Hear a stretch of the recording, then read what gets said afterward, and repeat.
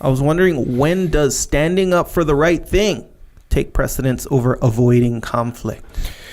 This is something that leaders have to deal with all the time. So clearly out of the gate, things that are immoral, unethical, or illegal, if you participate, you're guilty. That's the way it is. Now, things that are a matter of opinion, that's where you might have to play the long game. Like maybe you don't want to do something a certain way. And if you think, oh, well, I think the jiu-jitsu class warm-ups should be doing these exercises. Yep. And Echo thinks it should be those exercises. So Echo, these things, we should do it this way. No, we should do it this way. You dig in, I dig in. Now we end up saying, well, I'm not going to teach the class. You end up in these situations. Well, what's the big deal? What would I rather do? I'd rather play the long game. Mm-hmm. I'd rather say, hey man, can you explain why you do those exercises? Oh, here's another exercise, cool one that I learned. Isn't this good for this technique? Oh, you know how you like when I do this move? This actually helps me do it, even though it's just a warm-up move. Oh, that's cool. Mm-hmm. We build a little relationship. You get to understand me. I get to understand you. Boom. All of a sudden you say, hey, I'm going to incorporate that into our warm-ups. We're going to warm up here. Boom. Yeah. Like that. There you go. Mm-hmm. Now, I understand that that's the right thing, right? Because in my mind, I'm thinking, hey, these students need to know this escape.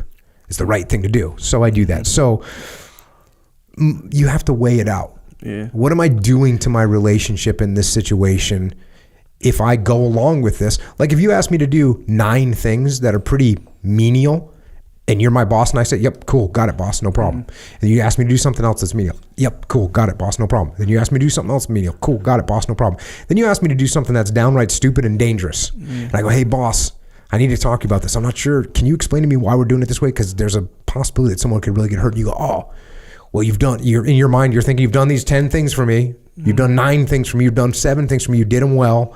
You didn't question me. And now all of a sudden you have a question. You must have a legitimate question. Yeah. That's what we're hoping for. That's why we're trying to build relationships. Now, all that being said, yes, we're playing the long game. There are times, and this is a really sketchy area to enter into. There are times where something that is happening is immoral, unethical, or illegal. And you might actually have to kind of go along with it. I tried to think of a good example of that, and I thought of one. Oskar Schindler from Schindler's List. Mm-hmm. What did this guy do, right? This guy was a Nazi. He was a Nazi. They were exterminating Jews. And instead of him standing up and saying, this is wrong to exterminate Jews, I protest, how long would he have lived if he had done that? 30 seconds, right? Mm-hmm. That, you don't think Jews should die? Cool, we're killing you. That was that. Mm-hmm. How many people did he save? 0. Mm-hmm. In fact, he went -1. Yeah, negative. What did he do? He played the game. He befriended the Nazi leadership. He bought them gifts. He bribed them. He bought them gifts. He built relationships with them. He ended up being able to move his factory and all this other stuff to save a bunch of Jewish people. And even though he knew, like he would see them executing people. He would see them executing Jews. And he knew it was wrong. He thought it was wrong. He felt it was wrong. And if he would have stood up and said, hey, what you're doing is wrong, then he wouldn't have been able to save anyone. He would have been killed himself. Mm-hmm. So even in that situation, it's not a guarantee that you need to stand up to do the ethical thing, because perhaps there's a chance you can do the more ethical thing by playing the game, building relationships. Who knows? Maybe if that war went on, maybe he would have said, oh, you know what? Maybe he would have risen to a position where maybe if the Germans would have won and he could have said, hey, you know what? The Jewish people are making good workers here. I'm gonna continue to use them or whatever. Mm-hmm. Maybe he built up a whole new, you never know. Mm-hmm. But when you get rid of your influence, when you lose your influence because you stand up, it might not be the best move. Yeah. And the thing that you have to weigh with this is you are participating. And actually, they say Oskar Schindler felt completely guilty because he did participate and he was a part of what was happening. He did his best to stop as much as he could, but he wished he would have stopped more. And, at some point, maybe you see a little 6-year-old girl getting shot and you think, you know what? I should screw it. I should stand in front of that bullet and take that bullet for that little girl. You know, that's the kind of guilt that he felt. So there are times where you really have to weigh this out. And also, I'll tell you, I mean, even in things that aren't this big ethical dilemma, head-on conflict is generally not the best way to solve problems. Most of the time, it's much smarter to maneuver, and it's much smarter to flank, and it's much smarter to come from another angle, and it's much smarter to build allegiance and alliance with people so you can have influence over them, so you can move them in the right direction. Yeah, so almost like, well, actually straight up, where doing the right thing and avoiding conflict is kind of like they're not that like opposite, you know? Where avoiding, you should, and I'm totally just interpreting this, trying to anyway. Avoiding conflict, you should always be essentially trying to avoid conflict. As far as, maybe not always. Let's not use always, yes, but okay. Generally speaking, we do a better job. The outcome is better when we avoid conflict. Yeah. Now, of course, anyone listening to this thinks, oh, you take that to the extreme. This is someone that never stands up for anything. You know, and that's bad. That's also bad from a leadership perspective. If your team is looking at you and they think, Jocko never sticks up for us. He never gives the boss any pushback. So we're just at the whim of this tyrannical boss, and Jocko's no buffer to it. Yeah. That's what they see. So you can't just be a pushover. But at the same time, if you go to your troops and you say, hey, listen, guys, here's what's going on. The boss has got a lot of ideas right now.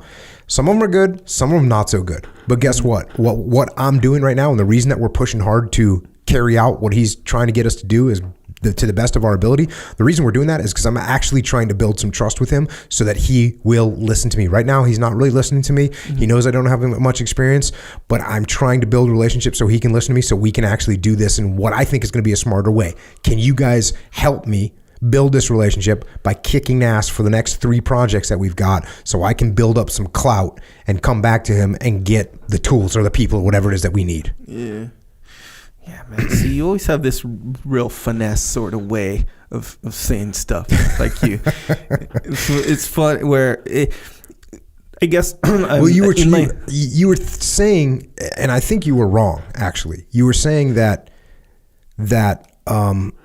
standing up and doing the right thing is the same thing as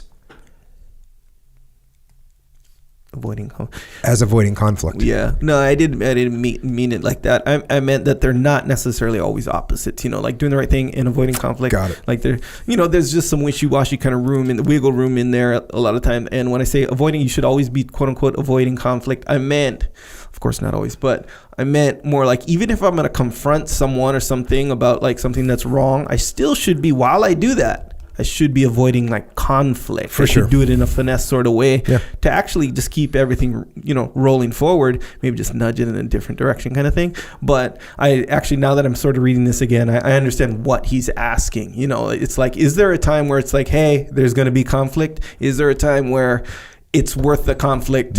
And where is that point? You know, and the point that I always give is, if you're telling me, hey, Jocko, go do the mission this way, and I'm like, you know what, I'm not doing it. Yeah. And you go, okay, fine, you're fired. Yeah. And now you put some yes man in my place, and then that yes man gets everyone killed because it was a stupid plan. Yeah. Did I really help? Or should I have said, hey, boss, I'm really going to recommend we do it a different way. Here's some different options. And then finally you say, no, Jocko, you're doing it my way. And guess what? Even then I can go out and mitigate in the field. Yeah. Even then I can say, you know what? And the classic example of that is in Band of Brothers. When Dick Winters, an awesome leader, they send a recon mission across the river one night. Someone dies. They come back. The war's over. It's all but over. And the next night they wanted to do another reconnaissance mission. And Dick Winters is like, sir, I'm not sure that's a great idea. He's like, do it. He goes, okay, roger that. The guys go down. They drink a couple bottles of wine in the bottom of they don't do the mission. He mitigated the risk. If he would have stood up and, you know, that's a great example of where he avoided conflict. Yeah. He stayed in the game. He said, yes, sir. Got it. We got it. And then he disobeyed. Sure, he put his rank at risk and probably could have gotten in some trouble, but he knew it was the right thing to do. Yeah, that was like the best sort of way to do it. Yeah, man. And he, again, you're you're always thinking of like the long game Yeah. versus the short game, you know, where it's like, man, if you can keep that in perspective, these things become a little bit more clear, you know? They always do.